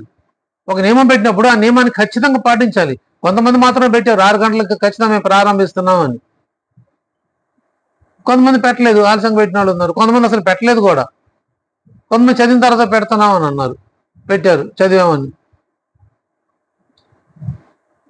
మన నియమం ఏంది? ఖచ్చితంగా 6 గంటలకి సమిష్టిగా ప్రారంభించాలి. ఎందుకు సమిష్టి పారాయణం ఇది? ఏ ఒక్కరిని తప్పినా కూడా మిగతా అందరికీ తప్పినట్టే అది. ఇప్పుడు చెప్తున్నాం అనుకోండి, ఒకళ్ళ కోసం మిగతా ప్రయాణికులందరూ ఇబ్బంది పడరు, బయలుదేరుతుంది. ఒకడు వస్తున్నాడు, ఉండండి అంటాం, ఏమవుతుంది? అందరే కోసం ఒక్కడి కోసం మిగతా వాళ్ళందరూ డిస్టర్బ్ అవుతారు. ఇది మనకు ఎక్కడ తెలుస్తుంది అంటే షిరిడీలు వస్తున్నప్పుడు తెలుస్తుంది ఈ బాధ. అందరు ఎక్కేస్తారు, ఒకళ్ళిద్దరు మాత్రం రారు. ఏదైనా షాపింగ్ వెళ్ళారంటారు, వ్యాన్లు ఎక్కేస్తారు, షాపింగ్కి వెళ్తారు. వీళ్ళకి టెన్షన్ ఉన్న 10 మందికి టెన్షన్ పడిపడతా ఉంటుంది. అమ్మో టైం అయిపోయింది, ఇంకా రాలేదు, ఇంకా 10, 10:30 అయిపోతుంది, 11 అయిపోతూ ఉంటుంది, వాళ్ళు రారు. వీళ్ళు టెన్షన్, వాళ్ళని వదిలి వెళ్ళలేరు, వాళ్ళు రారు, ఆలస్యం అవుతుంది, టెన్షన్. అంటే ఒకళ్ళ వల్ల ఒక ట్రైన్ మిస్ అయిపోతే అందరం బాధపడతాం కదా. ఇది కూడా అంతే. సమిష్టి పారాయణంలో ఖచ్చితంగా నియమం అంటే నియమానికి కట్టుబడి ఉండకపోవాల్సిందే. అది గాలివాన వచ్చినా, తుఫాన్ వచ్చినా, ఏమొచ్చినా సరే దాంతో మన సంబంధం లేదు. మీ దాన్ని బాగా చూసుకుంటారు. నా విశ్వాసం ఉన్నప్పుడు ఆయనకి మనకి ఎటువంటి అనారోగ్యం కూడా ఉండదు. ఆరోగ్యంగా హ్యాపీగానే చదివించుకుంటారు. ఆ రిలాక్సేషన్ కూడా మేము ఎందుకు ఇచ్చాము? ఆ రోజంతా చదవచ్చు, డేట్ మారేవారు కంటే వెలుసుబాటు కోసం ఇచ్చింది. పనులు ఉంటాయి, చేసుకుంటారు, అవకాశం ఉన్నప్పుడు చదువు. బలవంతంగా పెట్టకూడదు. వాళ్ళకి అవకాశం తీసుకొని చదవాలి, శ్రద్ధతో చదవాలి అనే ఉద్దేశంతో పెట్టడం. అది వాస్తవానికి అది కండిషన్ కాదు. పారాయణ మొదలు పెడితే ఖచ్చితంగా ఆ రోజు 7 అధ్యాయాలు చదవాల్సింది, ఇది నియమం కాదు. దాని నియమాన్ని మనం ఏం చేసాము? 53 అధ్యాయం చదువుతాం. నియమాలో కూడా మన అనుకూలంగా అవసరాన్ని బట్టి మార్చుకోవచ్చు. దాని ఉద్దేశంతోనే ఇలా పెట్టింది కారణం. ఉద్యోగాలకు వెళ్ళే వాళ్ళు ఉంటారు, ఇంట్లో పని చేసుకునే వాళ్ళు ఉంటారు, పనులకు వెళ్ళే వాళ్ళు ఉంటారు, అన్ని రకాల వాళ్ళు ఉంటాం. కాబట్టి ఆ సమయాన్ని వెలుసుబాటు తీసుకొని చదువుతారు అనే ఉద్దేశంతో పెట్టడం, డేట్ మార్గం పెట్టండి అని. ఇవన్నీ బాబా గారు గమనిస్తూ ఉంటారు. ఒక్కళ్ళని డిస్టర్బ్ అయినా అందరం డిస్టర్బ్ అవుతాం.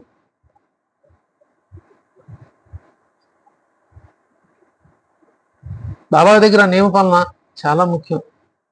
మనం ఎంత నియమంగా కట్టుబడి మనం చేస్తే, కాన్సన్ట్రేషన్ చేస్తే బాబా గారు అంత ఫలితాన్ని మనం ఇస్తారు. ఎవరెవరు ఏ ఫలితాలు పొందాము, ఏ అనుభవాలు పొందాము మనం వచ్చే ఆదివారం కృతజ్ఞతాసంలో స్మరించుకుందాం.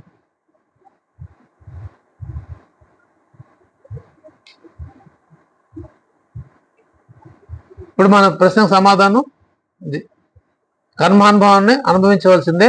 సద్గురు సమక్షంలో ఉంటే ఆయన కలిసి పంచుకుంటారు, తీసేస్తారు, తొలగిస్తారు, ఆ కర్మభారాన్ని తగ్గిస్తారు. అప్పుడైనా, ఇప్పుడైనా, ఎప్పుడైనా కూడా అదే రూలు. బాబాగారి దగ్గరికి వచ్చిన తర్వాతే కష్టాలు మొదలవుతాయి. చాలా మందికి రాగం సుఖంగా ఉంటారు. కాలాన్ని బాబాగారిని వదిలి వెళ్ళరు. సచరిత చెప్తుంది, ఎందుకు వచ్చామా అనిపిస్తుందంట పోను పోను. అలా అని వదిలిపోమంట. మళ్ళీ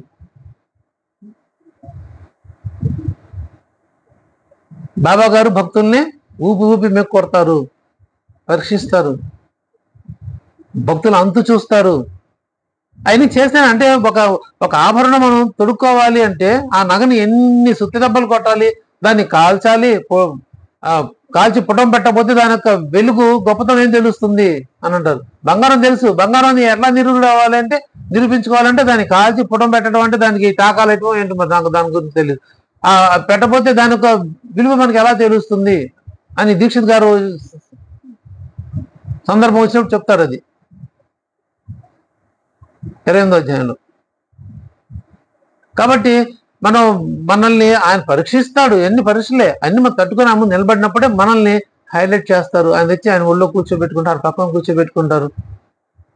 అందరు భక్తులు వాళ్ళు అలా వచ్చిన వాళ్ళే ఆయన దగ్గర కూర్చోబెట్టినారు. మహల్సాపతి గారికి ఎన్ని కష్టాలు తలుచుకుంటే ఇవ్వలేరా అన్ని చేసే కొద్దిపాటి చిన్నపాటి కంసాల వృత్తి బంగారు పని కూడా మానిపించేశారు. వద్దు మానేమని సప్తదర్శనం చెప్తే మానేశాడు. మహల్సాపతి గారు మానేశారు చేయటం, బాబా రాజ్ఞ అయిందని. మరి ఎన్ని కష్టపడ్డారు, ఎన్నో రాత్రులు పస్తున్నారంట, ఎన్నో రోజులు పస్తులున్న రాత్రులు ఉన్నాయి పౌలున్న వాళ్ళకి. అలాని బాబా వదిలేశారా? వదలలేదు. వాళ్ళకి ఎప్పుడెప్పుడు ఏ అవసరం కావాలో అది అందిస్తూ వచ్చారు. అందుకే ఈరోజు ఆయన స్మరించుకుంటున్నాం. అందుకే ఆయనకి ఏమి ఇచ్చారు?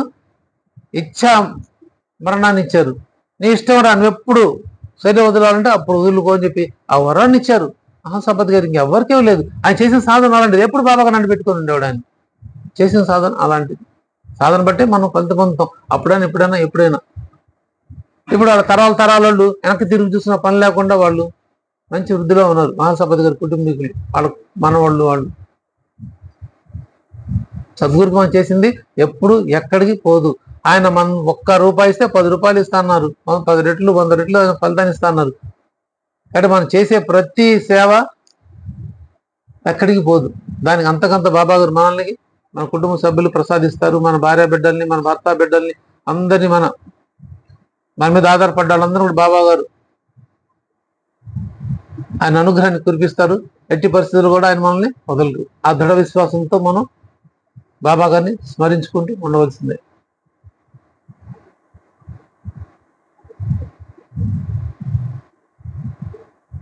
ఇంకేమైనా? బాబా గారికి ఉపవాసం ఇష్టం లేదు కదా అని 53వ అధ్యాయంలో పారాయణ చదివేటప్పుడు ఉపవాసం చేస్తే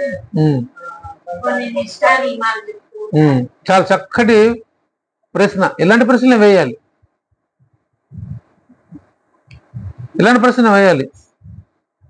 ఇది పరిప్రశ్న అంటారు దీన్ని. తెలీదు కానీ తెలుసుకోవాలని భావంతో అడగటమే పరిప్రశ్న. ఎలా అడగాలంటే వినయంతో అడగాలి. గురువుని, బాబా గారిని. నన్ను మామూలుగా అడగవచ్చు. బాబా గారికి ఉపవాసాలు అయిష్టం. నా బిడ్డను ఉపవాసం ఉండనిస్తాను అని అన్నారు. ఖచ్చితంగా బాబా గారికి ఉపవాసాలు ఉండడం బాబా గారికి ఇష్టం లేదు, ఉండకూడదు. నిజంగానే బాబా గారి భక్తులైతే నేను ఉపవాసాలు మానేయాలి. ఎందుకు? బాబా గారికి ఇష్టం లేదు. బాబా గారి ఇష్టం లేని పని మనం చేయకూడదు. ఉపవాసం ఉండడం వల్ల ఏమవుతుంది? మనం ఉన్న జీవుడు అలమటిస్తూ ఉంటాడు ఆహారం కోసం. భగవంతుడు ఉన్నాడు, ప్రతి జీవులో భగవంతుడు ఉన్నాడు,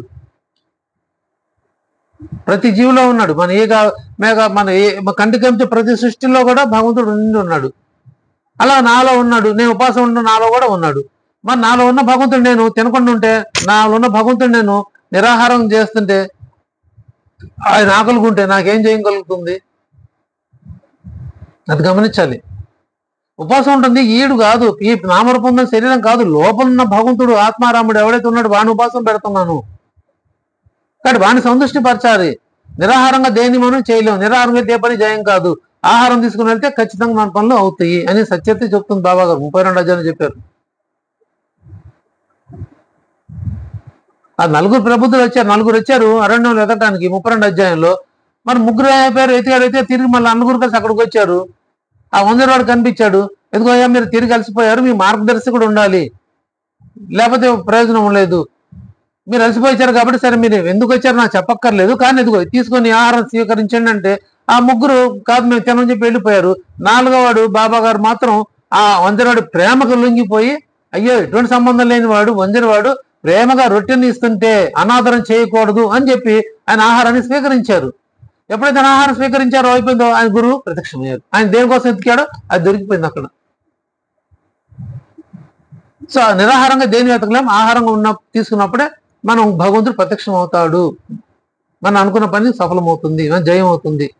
మళ్ళీ అక్కడ కూడా ఆ అప్ప కులకర్ణి కూడా నిరాహారంగా వెతుకుతాడు ఆ ఫకీర్ కోసం, ఎక్కడా కనిపించాడు. ఇంటికి వచ్చి భోజనం చేసి వెళ్ళంగానే ఆ ఫకీర్ తననే వెతుకుంటూ వచ్చాడు. లింక్ ప్రతిదానికి ఆధారం ఉంది సత్యత ఆధారంగా. అంటే దాని అర్థమైంది, నిరాహారంగా మనం ఏ పని చేసినా జయం పొందలేము, ఆహారం తీసుకున్న తర్వాతే చేయాలి. అందుకని ఆధ్యాత్మిక ప్రయాణించడం ఎవరైనా సరే నడుగు రొట్టె కట్టుకోవాలంట, రొట్టె మూట కట్టుకోవాలన్నారు. అప్పుడు మనం ఆయన దగ్గర కూర్చోగలం. నేను నిరాహారంగా ఉన్నాను, నాకు ఆకలేస్తుంది, ఇప్పుడు నన్ను కూర్చోబెట్టి వినండి చదవండి చేయండి అంటే నా మనసు ఎక్కడ ఉంటుంది? ఆకలి ఎప్పుడప్పుడు పెడతారా, అప్పుడు పెట్టదు ఎప్పుడెప్పుడు తిందామని ఆలోచన ఉంటుంది కానీ నాకు నా ధ్యాస బాబా గారి మీదో లేకపోతే పారాయణం మీదో సత్సం మీద ఇంకోటి నా మీద ధ్యాస ఉండదు. అదే కొంచెం ఆహారం తీసుకుంటే స్థిమితంగా కూర్చుంటా. చూడండి మన చాలా చోట్ల కూడా ఇది కనిపిస్తూ ఉంటుంది. మనకి మిట్ట మధ్య 12 అయితే చాలు జీవుడు అలమటిస్తాడు. అలాంటప్పుడు ఆత్మ సంతృప్తి పరచాలి అని చెప్పి అన్నారు బాబా గారు 38వ అధ్యాయంలో. ఆహారం నోటికి అందించాలంట, అందిస్తే ఆ జీవుడు సంతృప్తి పడతాడు. అది మనకు వచ్చే పుణ్యం. మనం చేస్తున్న పని అదే. నెలలా సత్సంగం మన బృందం తరపున మనం అన్నదానం చేస్తున్నామే, అదే ఆ సమయానికి మనం వాళ్ళ నోటికి ఆహారం అందిస్తాం. ఎంతో మంది మన కళ్ళ ముందు తీసుకుని తింటారు. అప్పటికప్పుడు ఆకలి ఉంది, ఆ కళ్ళు తిరుగుతున్నాయి, చాలా మంది దండం పెడతారు. వాళ్ళు అన్నం పంచుతున్నప్పుడు, అమ్మ నాకు కాదు భగవంతుడు పెట్టండి, అది ఇచ్చిన దాతకు పెట్టండి అని చెప్తాను. నేను కాదు ఇచ్చింది, నేను ఊరినే అందిస్తున్నాను, కానీ ఇచ్చిన దాత ఉన్నారు డబ్బులు ఇచ్చిన వాళ్ళు, వాళ్ళని దండం పెట్టండి, వాళ్ళని దీవించండి అని చెప్తాను నేను. వాళ్ళ నమస్కారం చేసి వాళ్ళు దీవిస్తారు. అంటే ఆహారానికి అంత ప్రాముఖ్యత ఉంది. ఆధారం ఆ సృష్టి అంతా ఆహారంలోనే ఉంది. ఆహారం నుంచి మనం ఎక్కడి నుంచి వచ్చాం, ఆహారం నుంచి వచ్చాం, మళ్ళీ తిరిగి ఆహారంలోనే కలిసిపోతున్నాం అంతే. మెట్ల నుంచి వచ్చిన ఆహారం మళ్ళీ మనం ఎక్కడ కలుస్తాం, అదే మెట్లో కలుస్తున్నాం. ఇదే లాజిక్ 38వ అధ్యాయంలో చెప్పింది. మరి ఆహారం తీసుకొని తీరవలసిందే. ఉపవాసాలు ఉండటానికి ఎక్కడ ఏ గ్రంథంలో లేదు, ఏ వేదంలో లేదు, ఎక్కడ నిరూపణగా లేదు. ఉపవాసం తపస్సులను ఉపవాసంతో చేయండి. కొంతమంది ఉంటారు సత్సంగాలు పెట్టుకునే వాళ్ళు, నేను బాధపడండి బాబా ఏంటి కర్మ నాకు అని. వాళ్ళు తినరు, వచ్చిన వాళ్ళందరూ గొంత పీకల వరకు తినాలని పెడతారు, వాళ్ళు మాత్రం ముట్టుకోరు.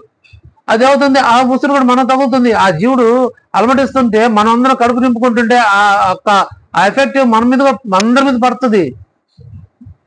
బాబా గారు కృతజ్ఞతలు తెలుపుకోవాలి, ఆ ఇంటిని నన్ను దూరం చేశాడు. నేను ప్రతిసారి బాధపడాను, జరిగిన కార్యక్రమాలు చాలా తక్కువే, కానీ కోపం వచ్చేది. అడుగుతుంది చెప్తుంటే కోపం రావడం, ఏడు చేయటం, అయ్యో ఎంత ఖర్చు పెట్టుకుంటున్నారే వాళ్ళు బాధ పెట్టకూడదని నా భావన. ఏం చేయాలి చెప్తే వినరు. ఎంతో కొంత తినండి అంటే తినరు.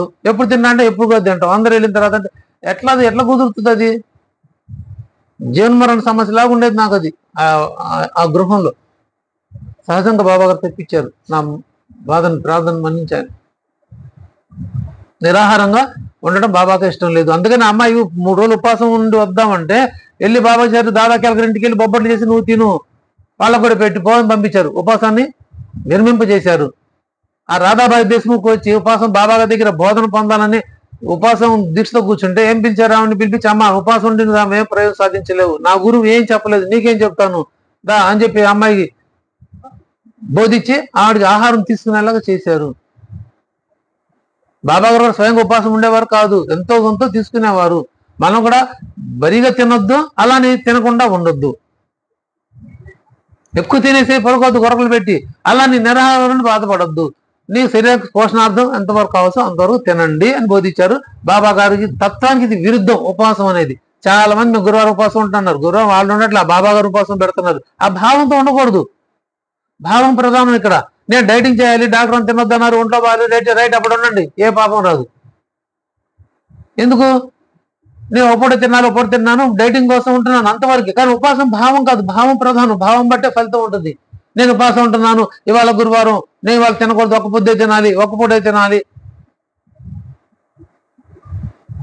ఎందుకుంటున్నావు? బాబా గారు వదులుతున్నావు. నా పాపను బాబా గారి మీద తొక్కటి ఆయన గంట కడుతున్నాం మనం, ఆయన పేరు వాడుకుంటున్నాం.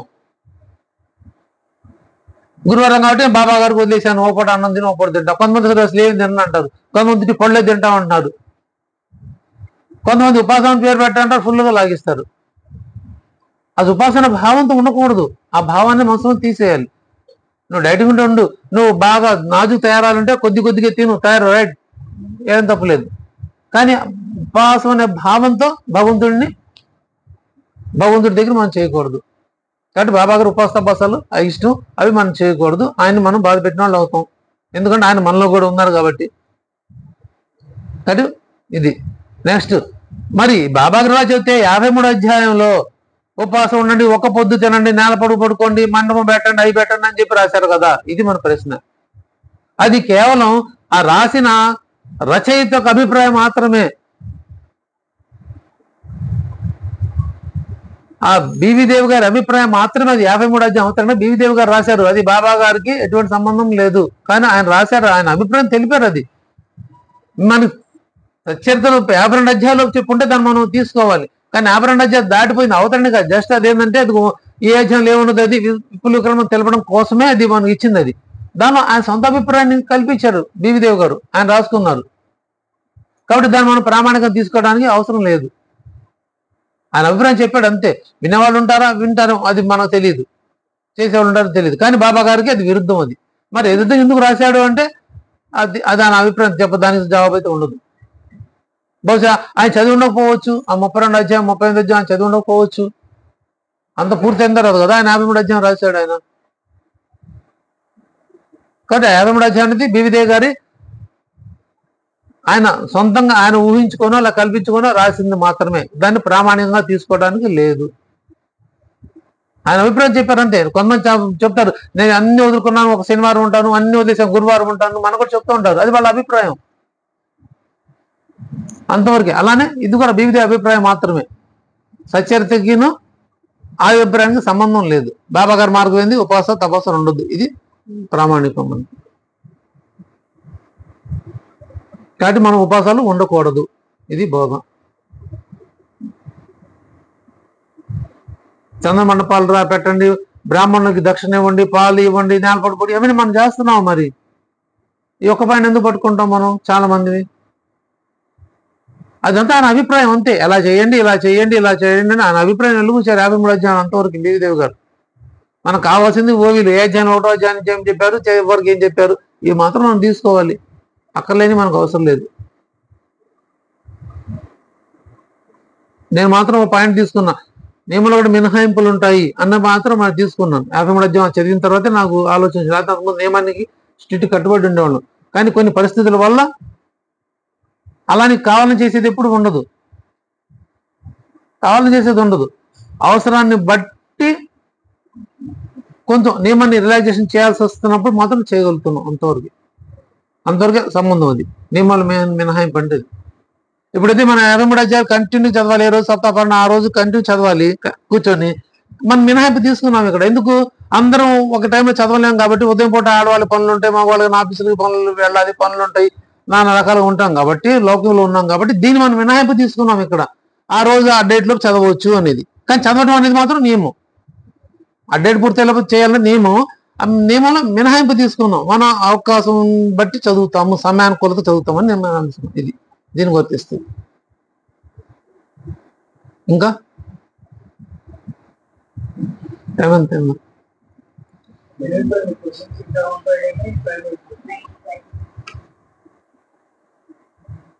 అది బాబా గారు రామగారు అందరూ దేవికి సప్తసుందరికి తెలుసుకుంటుంది కదా, పల్లాలు లేకుండా పంపించింది. తర్వాత శ్యామాకి చెప్పింది, అయ్యా ఇట్లా చేశాను, చేయలేకపోయాను, నువ్వు నాకు తీర్చాను. తర్వాత నేను బ్రదర్ చెప్తాడు, మనకి కష్టాలు రావడానికి ఇది ఒక కారణం అని స్నానం అయితే అవునని అనుకొని 2 బంగారు పల్లాలు చేయించి బాబా గారి పాదాల దగ్గర సమర్పిస్తారు.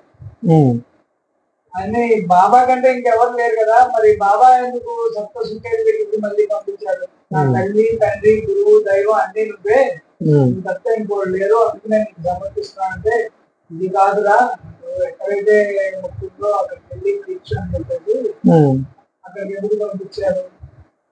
ఆ ప్రశ్నలో జవాబు కూడా ఉంది. ప్రశ్న జవాబు ఉంది. ఎక్కడ మొక్కున్నావో అక్కడ తీర్చు అంతే. కానీ ఈయనకి అన్ని ఈయనే కదా. అన్నీనైనా ఆ తల్లి ఎక్కడ మొక్కుంది? సప్తశృంగి సమర్పిస్తాను అని మొక్కుంది. అంటే ఆ దేవి రూపానికి, ఆ నామానికి మొక్కుంది. కాబట్టి బాబా గారు చేశారు, ఆ దేవి దేవతకి వెళ్ళి ఆ రూపానికి, ఆ నామానికి వెళ్ళి తన మొక్కును తీర్చుకోవాలి. నెంబర్ 1. రెండోది అక్కడ ఆ భక్తుడు అక్కడ పరితపిస్తున్నాడు. కాకాజీ వైద్య సప్తశృంగి మాత పూజారి బాబా దర్శనార్థం పరితపిస్తున్నాడు, ఎవరు నన్ను తీసుకెళ్లి షిరిడి చూపిస్తారా, ఎవరు తీసుకెళ్తారా అని. రెండోది ఆయన తీసుకొని రావాలి ఇక్కడికి, కాబట్టి ఇది పంపిస్తేనే ఆయన వస్తాడు. ఇది రెండోది. ఇక్కడ రుణాన్ని కట్ చేశారు బాబా గారు. తల్లికి అనారోగ్యం బాగోలేదు. అప్పుడు స్తనాలు 2 స్తనాల దగ్గర ఆవిడకి దురద వస్తుంది. అమ్మ అది ఎందుకు తగ్గిస్తే నీకు 2 వెండి స్థానాలు సమర్పిస్తాను తల్లి అని దేవికి మొక్కుంది. మొక్కుంటే ఆవిడకి ఆ బాధ తగ్గింది. తగ్గిన తర్వాత మొక్కుని మర్చిపోయింది.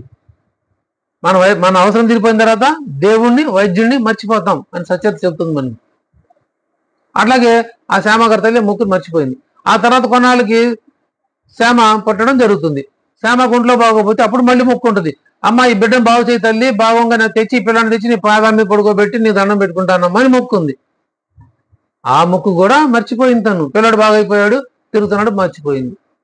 అలా 30 సంవత్సరాలు కొంతకాలం గడిచిపోయింది. శ్యామ పెద్దవాడు గడిచిపోయింది.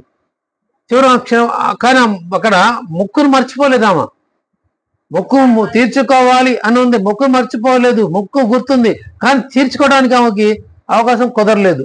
మరి కావాలని కుదరలేదు, ఆనాటి ఆర్థిక పరిస్థితుల వల్ల కారణాలు ఏదో తెలియదు మనకి.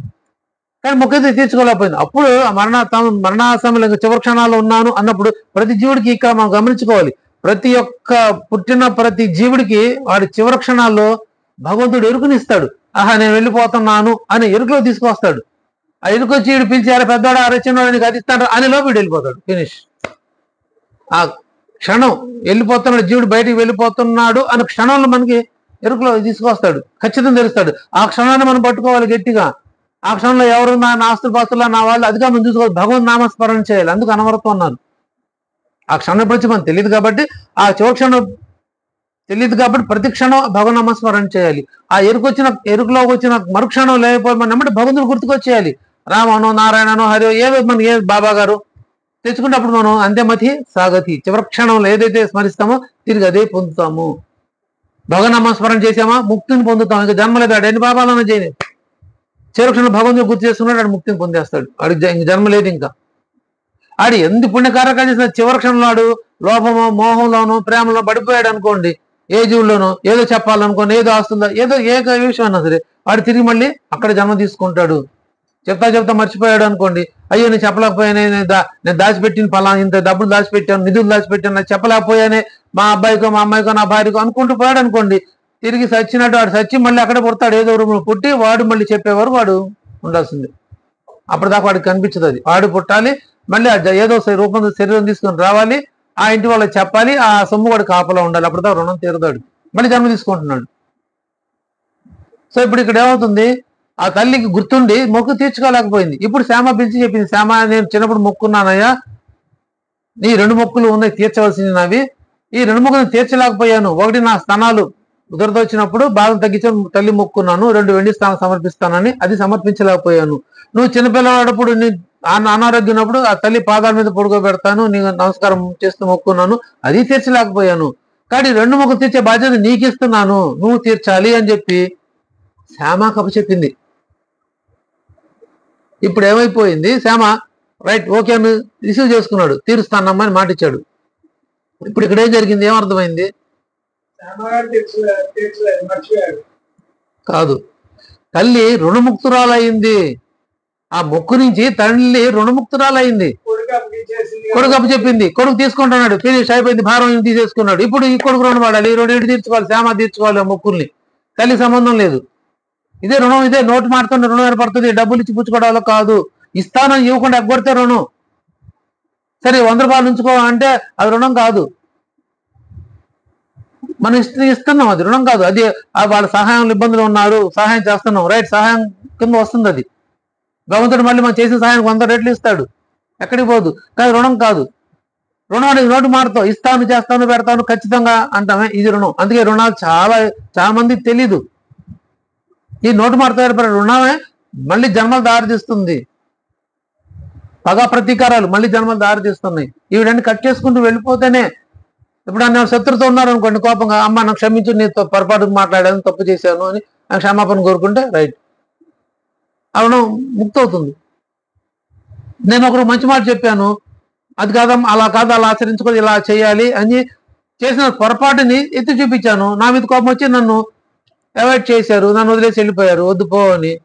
కారణం ఏంది, నా తప్పు నాకు ఎత్తి చూపిస్తావా అనే భావంలో, నేను చేసిన తప్పు నేను మంచి అనుకుంటున్నాను, దాన్ని నన్ను ఎత్తి చూపిస్తావా అన్నారు, నన్ను అవాయిడ్ చేశారు. నేను బాబాగా క్షమాపణ చెప్పుకున్నాను, నిజమే తప్పు, నేను తప్పు చేశాను బాబా, నాకు క్షమించు. నేను వాళ్ళకు కూడా మనసులో క్షమాపణ చెప్పుకున్నా, నన్ను క్షమించమ్మా, నేను చెప్పడం పొరపాటే, నాదే తప్పు, రెండోసారి నా తప్పు అయింది, నేను క్షమించాను, మనసులో చెప్పుకున్నాను. బాబా గారు క్షమాపణ అడిగా, బాబా ఇంకెప్పుడు ఎవరికి ఇట్లా నేను చెప్పను, నన్ను క్షమించి బాబా, ఆ శత్రు ఆ భావం రుణముక్తుని చేయని బాబా దగ్గర కూడా నేను నమస్కారం చేసుకున్నా, ప్రార్థించుకున్నా, క్షమాపణ కోరుకున్నా, ముక్తుని అయ్యాను నేను అనుకుంటున్నా. మళ్ళీ ఆ వ్యక్తులతో నేను కలిసి మాట్లాడే సందర్భం నాకు రాలేదు, మరి వస్తా రాదో తెలియదు కాబట్టి నేను చెప్పలేను. కానీ వాస్తవం తప్పు లేదు, నా తప్పే లేదు. ఒక చెప్పవలసిన ఒక బాధ్యతగా చెప్పడం జరిగింది. ఇప్పుడు మన పిల్లలు తప్పు రాస్తుంటే, చూసి రాస్తుంటే, తప్పు చేస్తుంటే చెప్పకుండా ఉంటామా?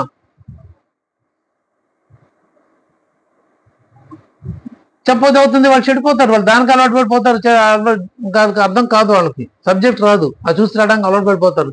అలా కాకూడదని మనం చెప్తాం, అయ్యా అలా రాయకూడదమ్మా, అలా రాయకూడదురా, చదవాలి, కష్టపడాలి, రాయాలి అని చెప్తాం. అప్పుడు వాళ్ళు నేర్చుకుంటారు, వాళ్ళు చదువు వచ్చింది, వాళ్ళు ఉన్నత స్థితికి వెళ్తారు. ఇదే భావం, ఇంక వేరే నుంచి ఏమి ఉండదు. అర్థం చేసుకోకపోతే ఉంది, అదిగో వాళ్ళు కోపం తెచ్చుకుంటే వాళ్ళకి క్షమించు. ఇప్పుడు మా ఇంట్లో కూడా ఎప్పుడైనా అరుచుకుంటే, పిల్లలు అరిస్తే, వాళ్ళు కోపం వస్తే వెంబడి సారీ చెప్పేస్తాం, అమ్మ సారీ ఏమనుకోద్దు, సారీ పొరపాటు చెప్పాను నేను, మేమిద్దరం చెప్తాం పిల్లలకి. అంటే వాళ్ళు రియాక్ట్ అయితే ఏమన్నా ఏమన్నా అయితే పొరపాటు, వాళ్ళకి తప్పు అనిపించినప్పుడు, వాళ్ళు బాధ అనిపించినప్పుడు ఏమవుతుంది, అక్కడ ఆ రుణం అక్కడికి విడిపోతుంది. లేకపోతే అది ఆ రుణానుబంధం, శత్రు రుణం కావచ్చు, కోపంతో కావచ్చు, మంచి కావచ్చు, ఆ రుణం ఏర్పడుతుంది. ప్రేమతో అయినా రుణమే. మళ్ళీ నేను వదిలి ఉండలేకపోతున్నాను అంటే నా ప్రేమను అంటే నాకు ఇష్టం, ఈ రుణం పెట్టుకున్నాం అనుకోండి, మళ్ళీ జన్మలు తీసుకుంటే మళ్ళీ వాళ్ళ సాంగత్యంలోనే పుట్టాలి, ఏ బంధం ఉంటే సరే మళ్ళీ వాళ్ళ దగ్గరే పుట్టాలి. కాబట్టి సద్గురు ఏం చేస్తాడు, ఈ రుణాలన్నీ క్లియర్ చేసేస్తాడు. ఇప్పుడు చేసింది అదే, శ్యామ తల్లి మొక్కుకుంది, ఆ మొక్కుని ఎవరు తీర్చాలి, బాధ్యత ఈ శ్యామకు అప్పచెప్పింది. ఇప్పుడు తను రుణముక్తురాలు అయిపోయింది, ఆ బాధ్యత శ్యామ తీసుకున్నాడు. ఇప్పుడు శ్యామ మొక్కును తీర్చాలి. ఈయన వాడు తీరుద్దాం అనుకుంటా మర్చిపోయి 30 సంవత్సరాలు అయిపోయింది. 30 సంవత్సరాలు అయిపోయింది శ్యామ తల్లి అప్పచెప్పి కూడా ఆ మొక్కును మర్చిపోయి. ఇప్పుడు ఆ మొక్కును తెచ్చాలి, ఏం చేయాలి, బాబా గారు మళ్ళీ ఆయన ఒక రుణముక్తుని చేయాలి, తన భక్తుల్ని రుణముక్తుని చేయాలి. 2 ఇష్యూస్, 2 సందర్భాలు ఒక శ్యామ విషయంలో కనిపిస్తాయి ఆ సచ్చరిత ఆధారంగా మనకి. ఒకటి పాము కాడు దగ్గర శత్రు రుణ బంధం నుంచి విముక్తులు చేశాడు శ్యామాని బాబా గారు. ఇక్కడ ఈ దేవిద్య మొక్కును కూడా ఆ మొక్కు నుంచి రుణముక్తుల్ని చేశారు బాబా గారు శ్యామాని. జ్యోతిషుడి రూపంలో వచ్చి ఉన్నది ఉన్నట్టు చెప్పారు. భూత భవిష్య వర్తమానం జరిగినట్టు జరిగిపోయినాయి, జరుగుతున్నాయి, జరగబోయి మొత్తం చెప్పారంట.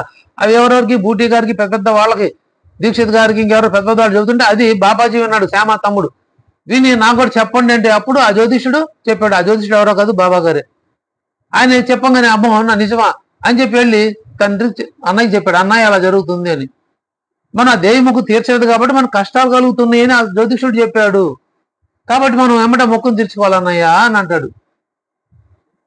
వాస్తవానికి భగవంతుడు ఎప్పుడు శిక్షణను మాత్రమే ఇస్తాడు, శిక్షించడు. బాగా గుర్తుపెట్టుకోవాలి. అమ్మో నేను వాళ్ళ పూజ చేయలేదు, దేవుడు నన్ను కోపడతాడు, శిక్షిస్తాడు, నేను అది పెట్టలేదు, ఇది చేయలేదు.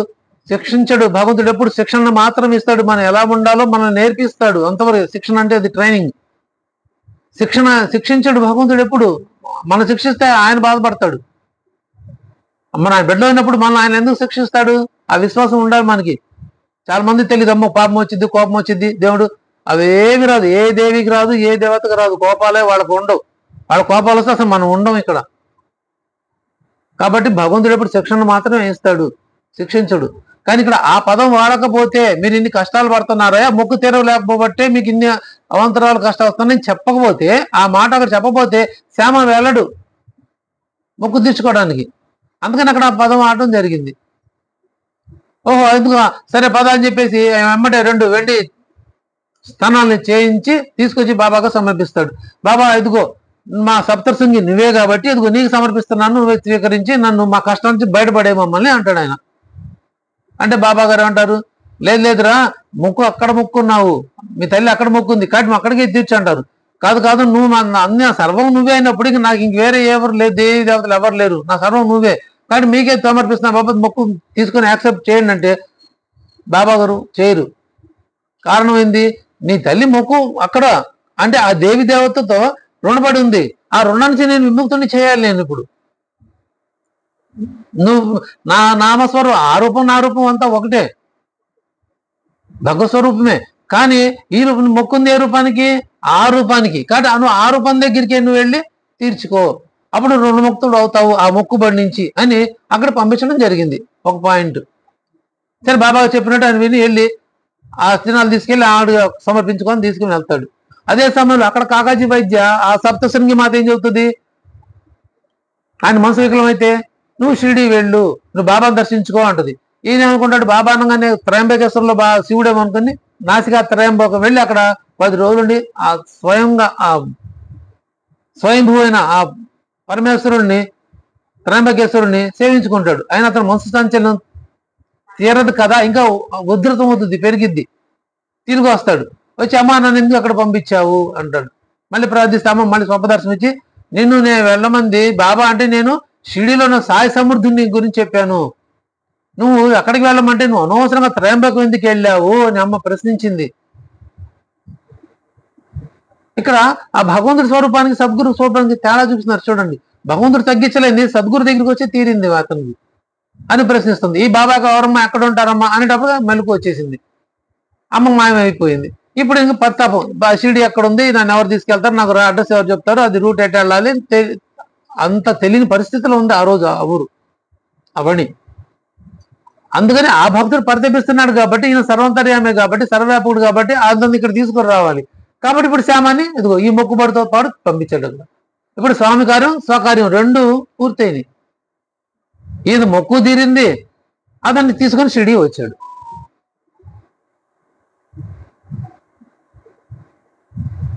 శ్యామాన్ని అక్కడ మొక్కు నుంచి రుణముక్తుని చేశారు. ఆ బంధం నుంచి మళ్ళీ ఇప్పుడు శ్యామ తీర్చలేదు అనుకోండి, మళ్ళీ జన్మ తీసుకోనన్నా సరే మళ్ళీ ఆ మొక్కు తీర్చాల్సింది, ఆ సప్తశృంగి మాతకు అతను సమర్పించుకోవాల్సింది, మొక్కు తీర్చవలసిందే, దీంట్లో ఎటువంటి డౌట్ లేదు. కాబట్టి ఆ ముక్తుల్ని చేయాలి, ఆ బంధాలు ఆ రుణాలన్నీ వదిలించుకుంటూ పోవాలి వీడిని శ్యామాని. అందుకనే మా శ్యామపై నాకు శ్యామ అంటే నాకు మమకారం, శ్యామపై నాకు మమకారం, అతనికి నాపై ప్రేమ. మా శ్యామ వెరివాడే కావచ్చు,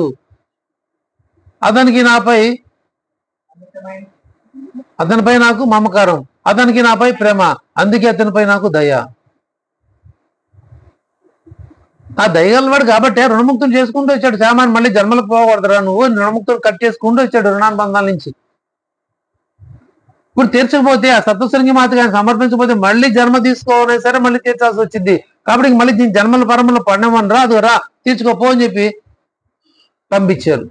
కారణం ఆ దేవి దేవత మొక్కున్నాడు కాబట్టి అక్కడ తీర్చుకో. మనం కూడా చాలా మంది మొక్కుంటా ఉంటాం, అమ్మ నాకు అదే దీని దగ్గరికి వస్తాను దేవస్థానం, ఖచ్చితంగా అక్కడికి వెళ్ళి తీర్చుకోవాలి మొక్కులు.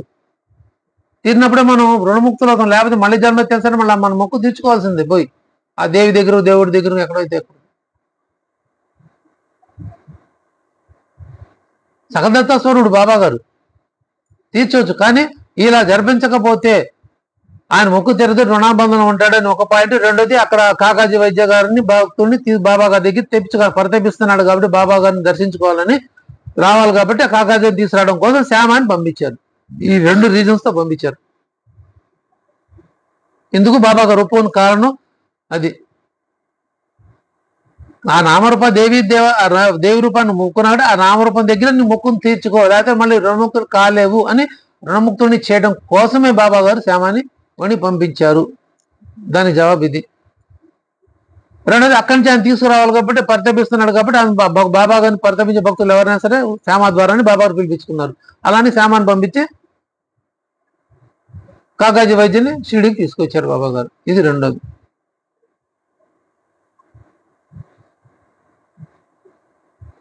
ఇప్పుడు జ్యోతిష రూపంలో వచ్చి బాబా గారు గుర్తు చేయకపోతే ఎవరికి తెలీదు. వాస్తవానికి 30 సంవత్సరాలు జరిగిపోయింది. ఎవరు తెలుస్తుంది? ఎవరికి తెలీదు. ఒక భగవంతుడు మాత్రమే తెలుస్తుంది. కాబట్టి భగవంతుడే ఆ బాబా గారు ఏం చేశాడు, ఆ జ్యోతిష రూపంలో వచ్చి ఎప్పుడుదో జరిగినట్టు చెప్పారంట. ఎప్పుడో జరిగిపోయినాయి కూడా, ఇప్పుడు జరుగుతున్నాయి కూడా చెప్తున్నారు. కాబట్టి ఆ జరిగినంత భూత భవిష్యత్తు అంతా జరిగిపోయి వర్తమానం అంతా భూతకాలం జరిగిపోయింది అంతా చెప్తున్నారు. భగవంతుడు మాత్రమే తెలుస్తుంది. కాబట్టి ఆయనే ఆ రూపంలో వచ్చి శ్యామకు తెలియచేయడం జరిగింది. కారణం ఆయన రుణముక్తుడిని చేయాలి అని. ఇందుకోసం బాబా గారు వచ్చారు ఆ జ్యోతిషుడి రూపంలో. శ్యామాన్ని రుణముక్తుడిని చేశారు. మొక్కు తీరేట్టుగా చేసి రుణముక్తుడిని చేశారు. కాకాజీ వైద్యుని షిరిడీకి రప్పించుకొని బాబా దర్శనం ఇచ్చారు. అతని చిత్తచాంచల్యం తగ్గింది. మాటల్లో ప్రవచనాలు, ప్రశ్నలు సమాధానాలు లేవు. కేవలం దర్శనం మాత్రంతో అతని చిత్తవృత్తి సాధించింది. ఇది కదా దర్శన మహిమ అంటే అన్నారు. ఎప్పుడైతే మనం సద్గురు దగ్గరికి వెళ్ళి ఎవరి దర్శనం చేసుకుని మనం మనసు ప్రశాంతత ఏర్పడుతుందో అదే మన గురుస్థానం తెలుసుకోవాలి. అదే సౌందర్య స్వామి కూడా చెప్పింది అక్కడ, నీ మనసు తల్లి చెందించోటే నీ గురుస్థానం తెలుసుకో అన్నారు. అది సౌందర్యం జరిగింది కాబట్టి బాబా గారి దగ్గర నుంచున్నాడు. ఆయన వచ్చి బాబా గారి ముందు ఉండిపోయాడు. సత్యత అధ్యయనం చేయడం మన జీవితకాలం సరిపోదు, ఒక్కొక్క ఊరి పెట్టుకుంటే. ఈ ప్రశ్నలన్నీ ఎప్పుడు వస్తాయి? మన మనసు పెట్టి చదువుతూనే ఈ ప్రశ్నలు ఉత్పన్నం అవుతాయి. ఇప్పుడు 53వ అధ్యాయానికి ఉపాసాలకు ఎందుకు లింక్ వచ్చింది? అక్కడ మనసు పెట్టి చదివి ఇక్కడ చదివాం కాబట్టి మనసు 2 స్ట్రైక్ అవుట్ అయింది ఒకసారి.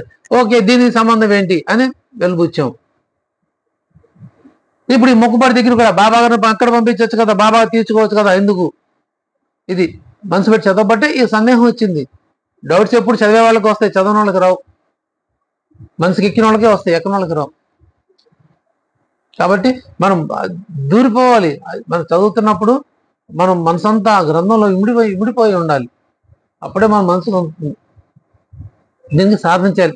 చదవంగా పారాయణ చేయించాను ఆ స్థితికి మనం రాగలుగుతాం. ఇంకేమైనా ఉన్నాయా?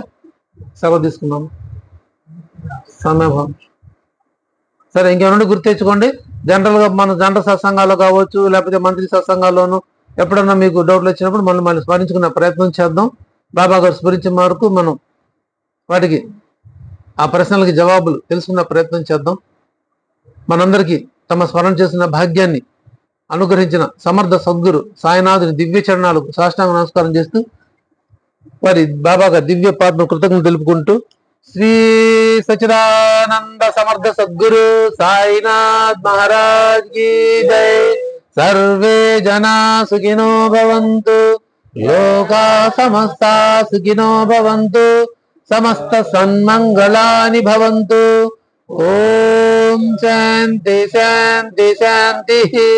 करचरण कृतं वा कायजं कर्मजं वा श्रवणनयनजं वा मानसं वा पराधं विदितमविदितं वा सर्वमेतत् क्षमस्व।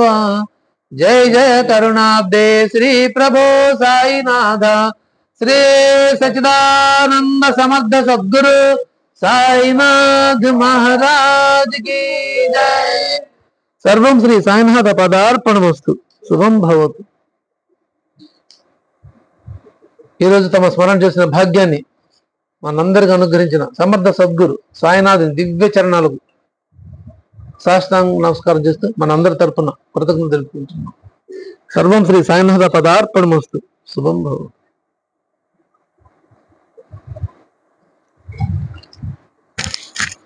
Okay sir.